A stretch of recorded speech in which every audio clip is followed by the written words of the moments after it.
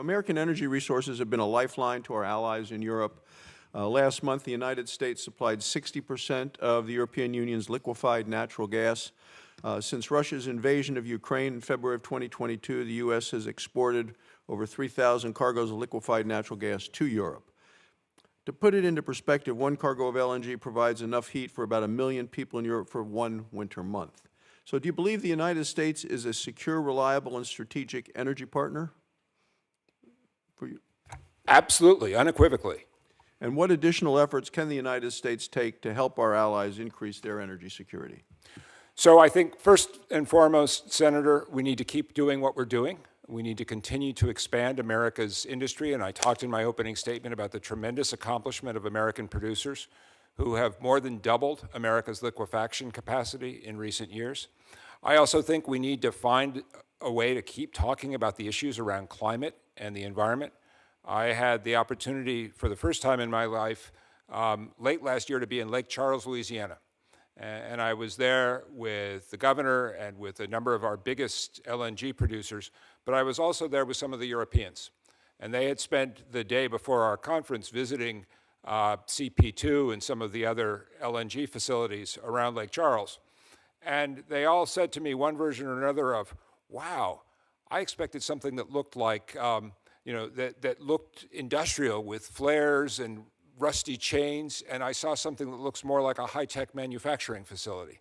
And I think telling that story, and if I can make share one other anecdote in this area, I had the opportunity as Assistant Secretary to travel in Western Pennsylvania and visit some of the fracking pads operated by a great Pennsylvania company, EQT.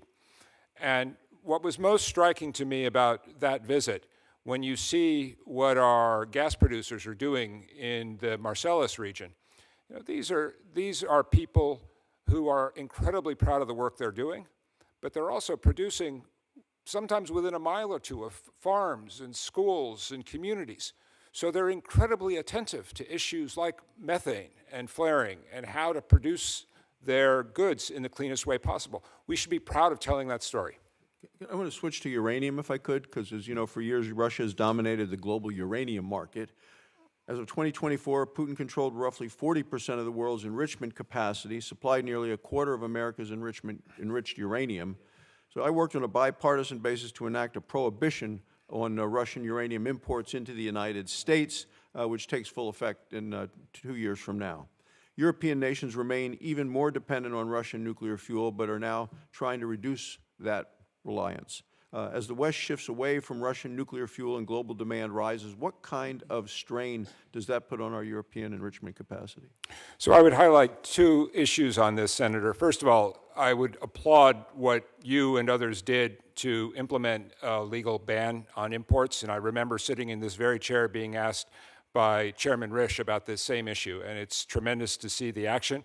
And I think it was also important that Congress included in its ban on uranium imports provision for a circular fund to help capitalize the investment that we're going to have to make in order to build a non-Russian supply chain.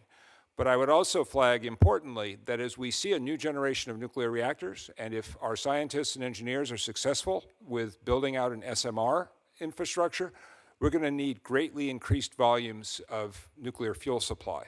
So that means uranium. It connects with what Chairman Daines talked about in terms of Central Asia, the role of Kazakhstan, for instance, as a major uranium supplier.